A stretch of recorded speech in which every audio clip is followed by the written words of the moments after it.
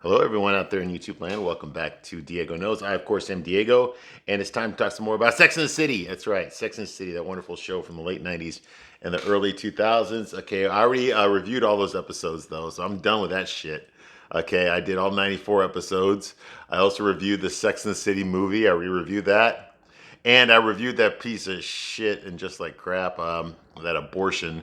All those videos are on here if you want to see it. Okay, but right now I'm almost done with Sex and the City. I'm reviewing Sex and the City, the movie Part 2, the sequel from 2010. It's the sequel to the movie that came out in 2008, okay? I tell you right now, this movie sucks. It's a piece of shit. It's not as bad as in Just Like Crap, but it's not as good as the TV show was, and it's not as good as the last movie. The last movie had character development. It had things to progress the characters into the next stage of their lives. Okay, this doesn't have any of that.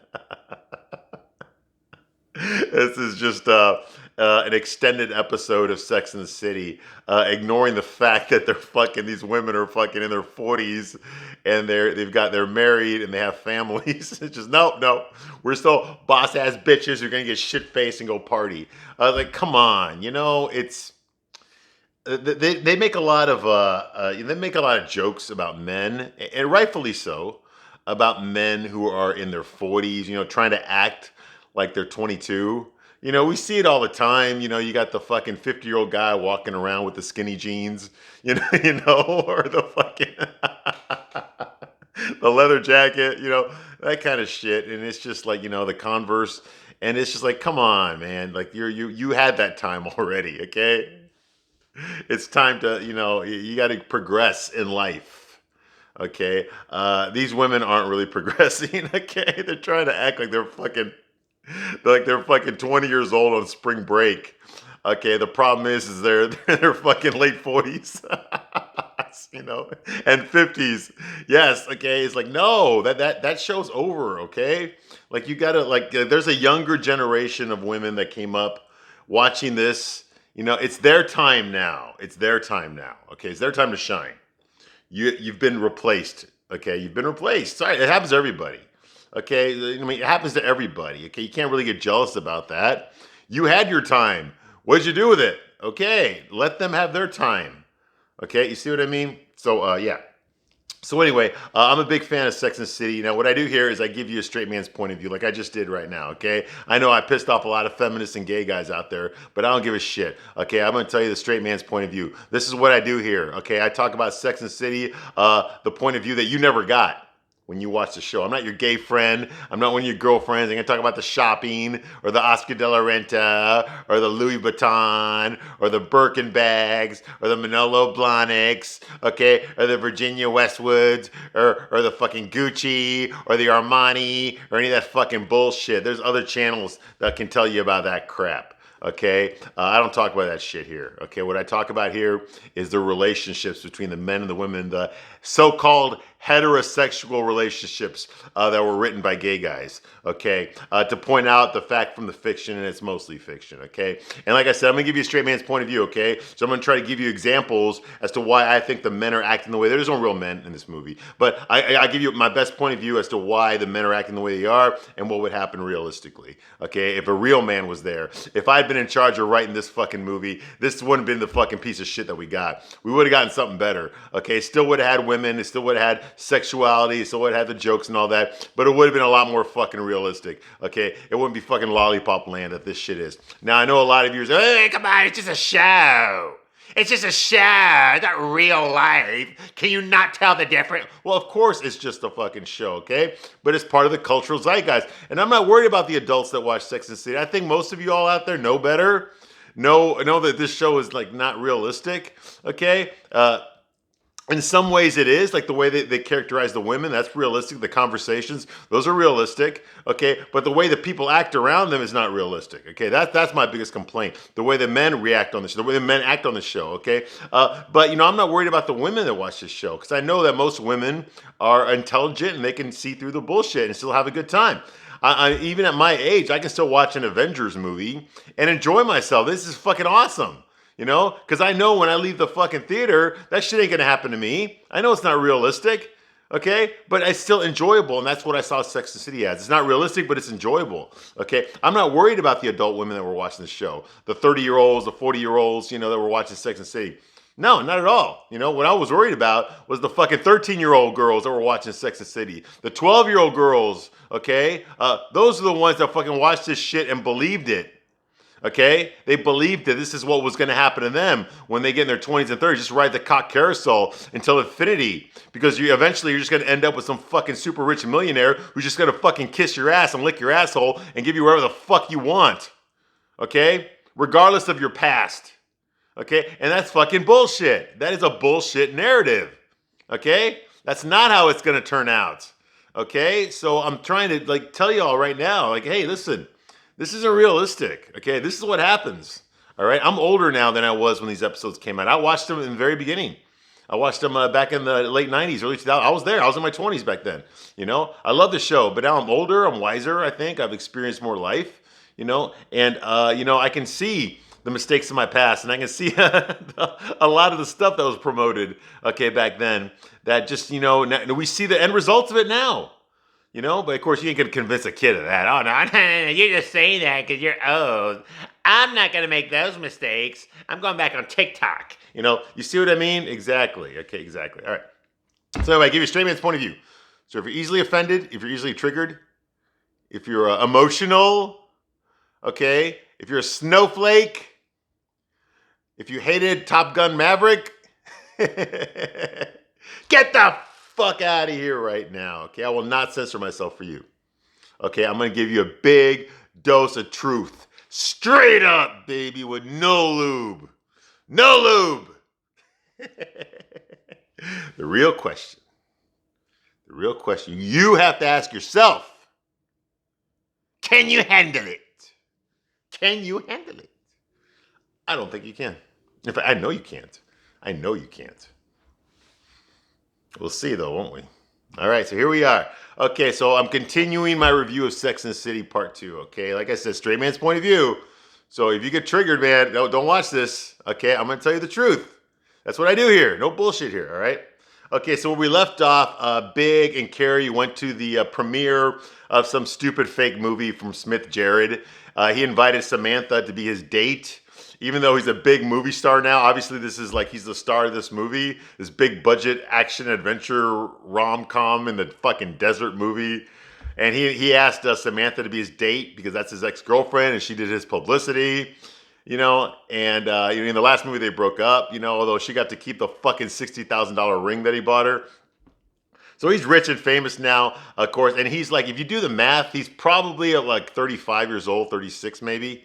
Maybe 34. I'm trying. He was 20. Yeah, so he's probably 34, 35 years old. Okay, so he's in prime. He's in the prime of his life. Okay, this is his. This is his fucking time. Okay, this is the prime of his life, the prime of his career, the prime of his everything. Okay, he's in the perfect leading man age. Okay, and what does he do? Okay, he fucking asks his 52-year-old ex-girlfriend to be his date. Now, I know that he feels obligated to her because she did give him his career. She did. Her PR. All he had to do was lay the pipe and fuck her a lot. And then she fucking made him a movie star, basically. Okay? So he owes her in that sense, okay? But he's already paid her back. I mean, he's already, he hired her as his manager. So she got a percentage of all the money he made when he was making those TV shows. So she's been paid back, okay? He doesn't owe her anything anymore. I'm surprised he actually kept her around as long as he did. He would have kicked that bitch to the curb a long time ago and fucked a lot of hotter, younger, more famous women, okay? But he didn't do that. You know why? Because this movie was written by gay guys. That's why. So he still got feelings for her, and he wants her to go to the premiere to this fucking movie. He's a fucking plot device. Smith Jerrod's never been a real character. I know guys like Smith Jerrod. I know guys that use older women for money. Okay, they use their looks and their sex to get women to give them money. So they can continue their acting career. So hey, you got to pay the bills somehow. This pretty face ain't going to pay the bills, by itself. You got to do something, right? So they wait tables, they bartend, we do security. I know a lot of guys like this. And yeah, some of them had sugar mamas and some of them had women, usually older married women or divorcees that were getting a steady alimony check, and they would spend a lot of it on them. You'd buy them motorcycles, buy them laptops, buy them clothes, take them out on vacations, all sorts of shit like that. So yeah, I knew guys like Smith Jerrod, okay? And they did not act like him, okay? These guys are well aware of the relationship that they had with this woman, okay? Now maybe she didn't know the truth, okay? But he knew the fucking truth. And we, his friends, knew the fucking truth, okay? Because yes, girls, the guys tell their guy friends everything too. Okay, yeah, you didn't know that, did you? Of course not. Okay, you think it was just you doing it, right? Okay, no, the guys tell their guy friends the truth too, okay? So yes, there's lots of guys that used women, okay? Now, fortunately for you ladies out there, there's a lot more of you doing this to men than there is men doing this to you, and I'm talking from experience, okay? Like I said, I know guys like this, and there's an infinitely bigger number of women that use men for money, okay, as opposed to men that use women for money. But they do exist. They do exist, so I can't pretend they don't exist, and men never do that. No, they do. There are some guys that do that. Smith Jerrod is one of those guys. Although this movie's not going to tell you that. The TV show didn't tell you that. No, they made it look like he was really in love with her. You mean so much to me, Samantha. I can't do any of this without you. Now go back to New York so I can fuck some hot girls. And I'll be right here for you when you get back. That kind of bullshit, all right? Yeah. So anyway, so that's going on here. So she goes. The producers of this movie are a bunch of Arab guys. They're from the United Arab Emirates. His name is Sheikh. He's a Sheikh Khalid is his name. And him and his brother are there, and they talk to Samantha, have a private meeting in the VIP lounge. Smith Jerrod explains to his producers that Samantha is the one who made him famous. She was his publicist, and fuck buddy, okay? Although I think he left that out. So they're impressed, because this guy's a big movie star now. So they're like, hey, listen, I would like for you to come to Abu Dhabi and stay at my palatial hotel. You could have everything that you want, And after, if you like it, we can talk some business. I would like for you to make my hotels as famous in America as you did for Mr. Smith Jerrod here. That kind of thing. So Samantha, oh, fabulous, of course. Samantha being fucking Samantha. Yeah, she had the same dress as Miley Cyrus. Yeah, Miley Cyrus was there. Because you got to get the fucking tweeners into the fucking movie. Now, hey, this is 2010. It's not 2022, okay? So you got to get the tweeners into the fucking movie theater to watch a movie about a bunch of fucking 48 and 55-year-old women fucking dudes, right? Exactly. Okay. Alcoholic bitches fucking other dudes besides their husbands. Okay, so that's going on. Big goes to this thing. He doesn't want to go. He tried to stay home, but Carrie made him go. She gave him a whole bunch of shit. She nagged on his ass for not being a good enough husband, not taking her out to eat enough, not cooking for her enough, okay, not spending enough money on fucking presents for her, not buying her enough jewelry. Okay, he bought her a big flat screen TV. This is 2010 when not everybody had flat screen TVs, and she's pissed off. That's not what she wanted. She wanted something else. She wanted some jewelry, she wanted some clothes, she wanted some shoes, she wants to go on vacation, she wants to go out to eat at fine dining restaurants, okay? The one thing she doesn't want to fucking do is learn how to fucking cook herself. No, Big's job is to provide her with a place to live, provide her with all her fucking meals, provide her with all her fucking vacations, provide her with a steady supply of fucking jewelry and other gifts, okay, at all fucking times. Okay, provide her with entertainment, provide her with the fucking sparkle, okay, and in exchange for that, all she has to do is spend the money she makes from writing whenever she fucking feels like it to buy it on expensive, overpriced fucking shoes and fucking clothes, and she also has the bigger responsibility of turning food into shit. That's her job in this relationship, okay? So you can obviously see why she's so fucking upset with her husband for not wanting to go out to some fucking stupid ass fucking movie. Okay. So she's absolutely correct. So she ends up making him go, and he ends up going because that's what he does. He's always trying to make her happy. Hey, I'll build you a big closet. I'll buy you that fucking penthouse. I'll buy you this fucking scarf. I'll buy you this fucking dress. I'll buy you this fucking ring. I'll buy you this fucking whatever. Whatever she wants, he'll buy it for her. Okay? Yeah, you see what I mean? Of course he's a piece of shit fucking husband. Okay? Anyway. So that's going on. He goes there. He doesn't really want to go there. But while he's there, Penelope Cruz starts flirting with him while she's talking to Stanford. And Penelope Cruz is not playing herself in this movie. She's playing some fucking. It's just a cameo. She's playing some fucking vice president of the Bank of Madrid. Okay, yeah, right. Have you ever seen vice presidents of banks? Yeah, do they look like Penelope Cruz? No, they fucking don't. Okay, there's just more fucking girl power. See, even a hot actress can be a VIP at a bank. Yeah, that's this bullshit that this fucking movie's giving you. Okay, so she's flirting with Big, and of course Carrie gets upset. She goes up there. She cock blocks that whole situation, even though Penelope Cruz is telling her, "Hey, he's funny. Your husband, he's funny. He's very funny. He's very funny. You're lucky to have him. He's very funny." She's like, "Yeah, I know he's funny. Get the fuck away from him, bitch." That kind of thing. And so when they go back to their palatial apartment in a high rise in the west end of the west side of Manhattan. While she's getting undressed, he's just laying in bed watching the big fucking flat screen TV that he bought for them to watch old home movies on. And of course, she starts bitching at him, okay, about how he's not a good enough husband for her. And he doesn't, he doesn't care. He doesn't do enough for her. Because that's usually her biggest complaint. Okay, so so that's going on here. Okay, and at home, she complains to him about the TV.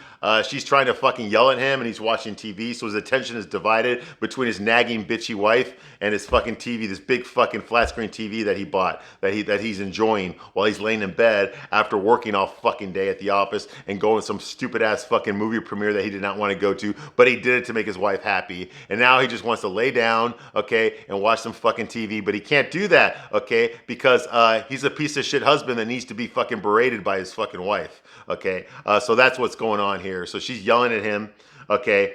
And he tells her, he's like, because he knows what this is really about. He's like, Carrie, when we were at the wedding the other day at Stanford and Anthony's wedding, and I told you that gay guy was hitting on me, you thought it was funny, okay? You laughed about that.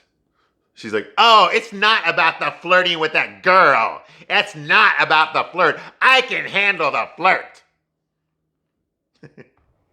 In fact, you could turn the flirt on up around here. She's like, okay, what I get is I get the guy that wants to watch TV and the guy that wants to eat takeout food. That's the guy I get, okay? But that girl at the party, she gets the fucking sparkle guy. That's what she gets. And he's like, okay. She's like, okay, are we watching TV or are we having a conversation? He's trying to get away from you fucking bitch. God damn, you ungrateful fucking cunt. I could never be married to Carrie Bradshaw. No fucking way. After everything he does for her, it ain't enough. It ain't fucking enough. Oh my God.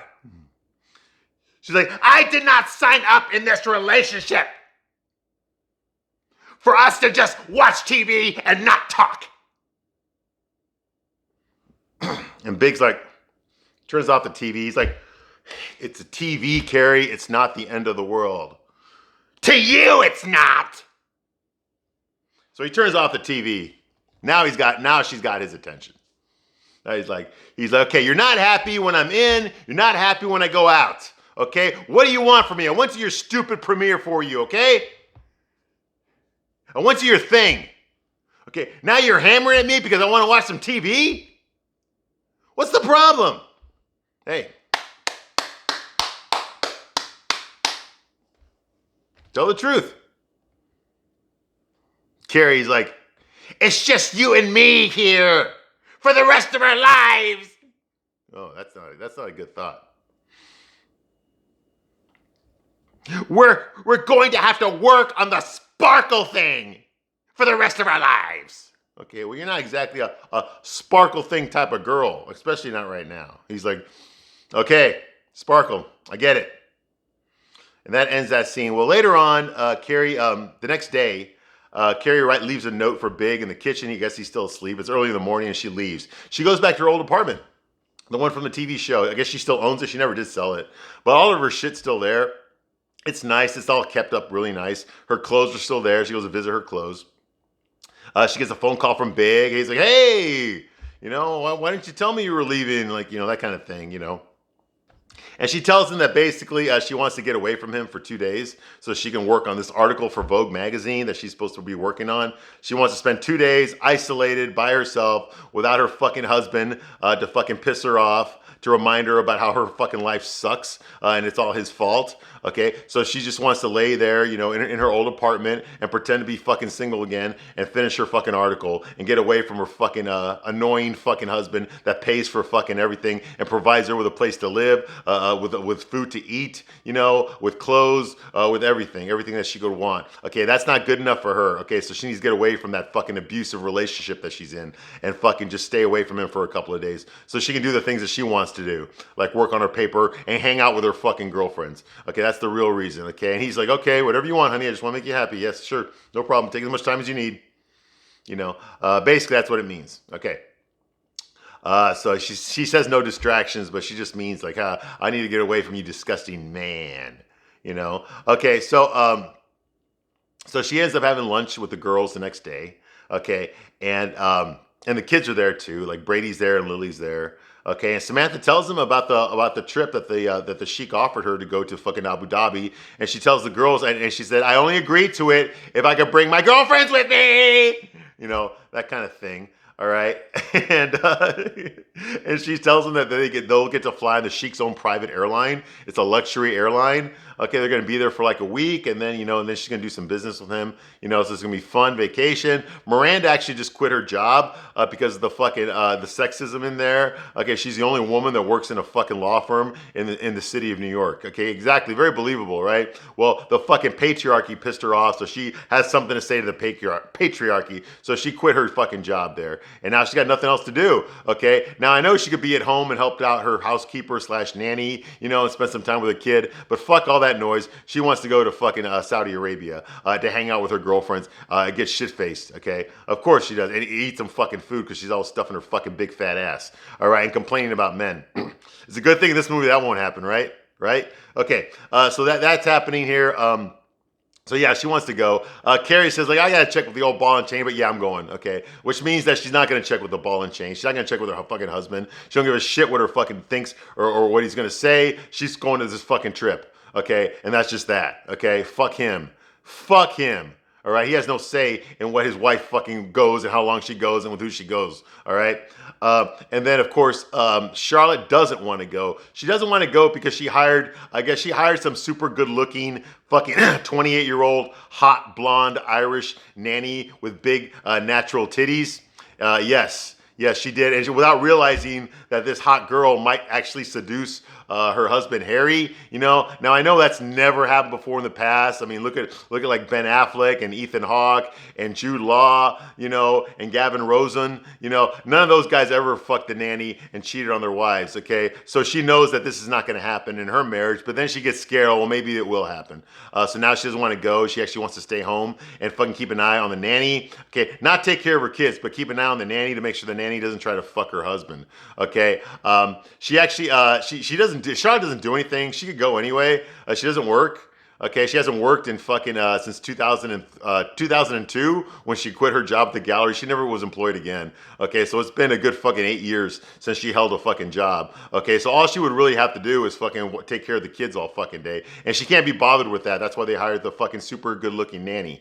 Okay, but she doesn't want to go because she's afraid of leaving her husband alone with this fucking drop dead gorgeous 10. All right. So she doesn't want to go, but Samantha's like, hey, I go to your kids' birthday parties all the time. You are going to Abu Dhabi.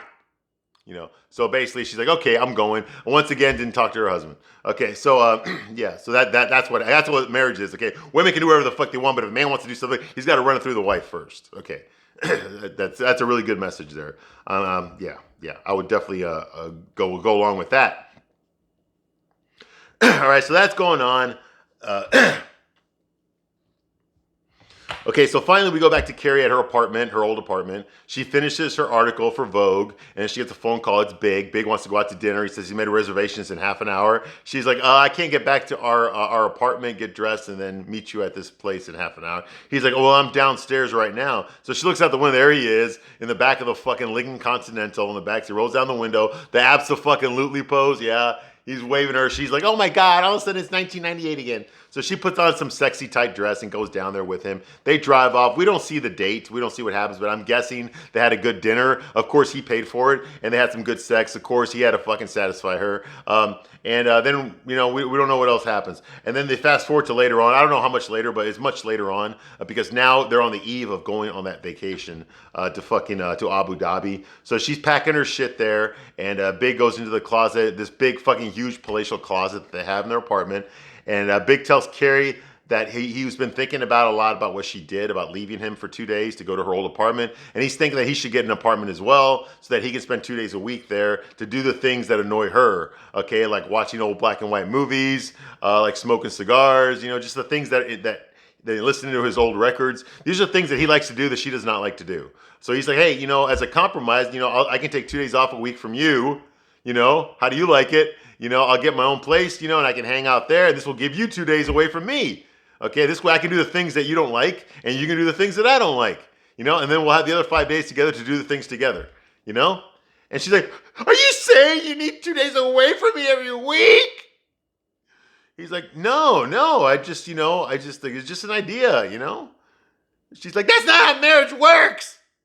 He's like, well, you told me that, we were going to make up our own rules. Remember the last movie when you said that? We're going to make up our own rules on how this marriage is going to work? I guess she forgot that. And then he tells her while they're fucking in the bathroom later on, he's like, hey, listen, it was just an idea. I just wanted to run it by you. We don't have to do it. I was afraid, if you think that I'm trying to leave you or something like that, I'm not. It's just that I feel like, I'm trying to make our marriage work easier.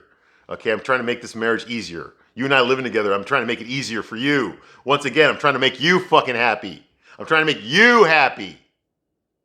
Okay, that's all Big does. I try to make his wife happy. And it's not enough. Okay. He's like, I'm trying to make it easier for you, okay? Now, we're married, Carrie, but we're both still us. And she says, is this because I'm a bitch wife that always nags you? He's like, yeah, it is. It is, Carrie. Absolutely, yes. Thank God we're on the same page here, Carrie. Woo, you read my mind. Okay, no. He didn't say that. But you could tell if you watch this scene, he's definitely thinking that. Yeah. When she says that, is it because I'm a bitchy, naggy wife? Is that why? He's like, I just feel like I'm always disappointing you. You see, no, he's a fucking pussy. I don't know what happened to Big. He lost his testicles in fucking season 6. Okay, in the last 2 episodes of season 6, that's where he lost his testicles, and he never got them back.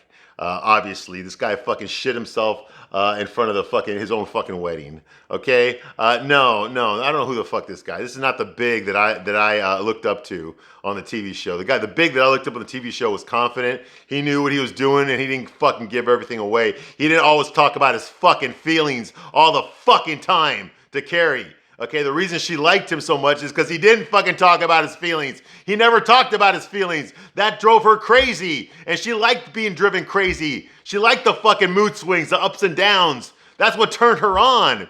And now he's just telling her everything. You hurt my feelings, Carrie. You're making me feel like that rejected girl in high school. I'm just trying to make you happy, please. It's all for you, Carrie.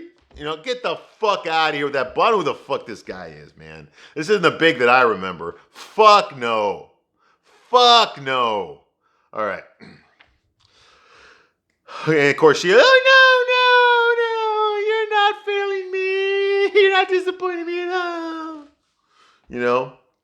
He's like, well, Carrie, maybe I'm not disappointing you, but something is. And he walks away from her, and she's just left there thinking by herself, well, yeah, she doesn't like being married. She doesn't. She doesn't like fucking responsibility. I mean, what the fuck? She's bored. She doesn't do shit except work on her book whenever she fucking feels like it. It's not like she needs to work now to pay the bills. So she goes out, she hangs out with her friends, she shops. Okay, her husband takes her out to eat all the fucking time. If not, he cooks for her. If not, he fucking buys her things. So what the fuck, all right? So it's like, she's got a perfect, easy, privileged life. There's nothing wrong with her life. Everything's going just great for her. And lucky fucking her, okay, that she can live that kind of a life. All right. So I'm going to stop my review right here, and I will be back shortly to continue my review of Sex and the City Part 2. Thank you very much for watching this long, and I will see you soon on the next one. Bye.